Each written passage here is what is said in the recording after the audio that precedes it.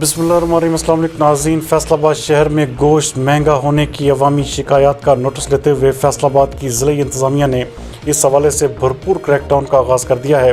ہمارے نمائندہ خصوصی ابرار حسین کے مطابق اس حوالے سے اسسٹنٹ کمشنر سٹی فیصل آباد سید ایوب بخاری نے شہر کے مختلف علاقوں سے گوشت مہنگا دینے پر متعدد قصابوں کو پولیس کی حراست میں دے دیا۔ مذکورہ قصابوں کو تھانہ گلبر کی حوالات میں بند کر کے 6 مقدمات کا اندراج کروا دیا گیا ہے۔ دوران انسپیکشن موقع پر موجود گاہکوں کی جانب سے شکایت کی گئی کہ چھوٹا گوشت 1200 سے 1300 روپے فی کلو فروخت کیا جا رہا ہے، جبکہ بیف 600 روپے کلو فروخت کیا جا رہا تھا۔ مٹن کا ریٹ سرکاری 850 روپے فی کلو جبکہ بیف کا ریٹ 400 روپے فی کلو ہے۔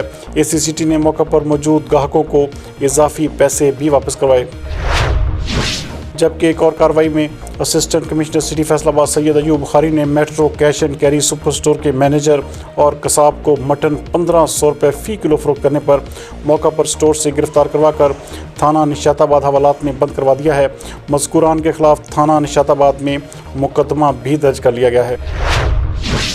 جبکہ دوسری جانب ڈپٹی کمشنر فیصل آباد محمد علی کی ہدایت پر اسسٹنٹ کمشنر سٹی فیصل آباد سید ایوب بخاری کا سپر سٹورز کے خلاف بھی ایکشن جاری ہے۔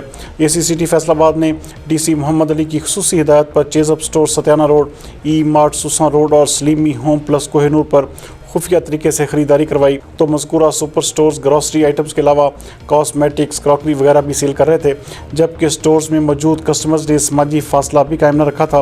کورونا وائرس کے پھیلاؤ کے خطرے کے پیش نظر فوری طور پر مذکورہ سٹورز کے 2 سپروائزرز کو موقع پر حوالہ پولیس کروا دیا گیا، جن کے خلاف the Punjab infection diseases prevention and control act 2020 کے تحت مقدمات کا اندراج بھی کروا دیا گیا ہے۔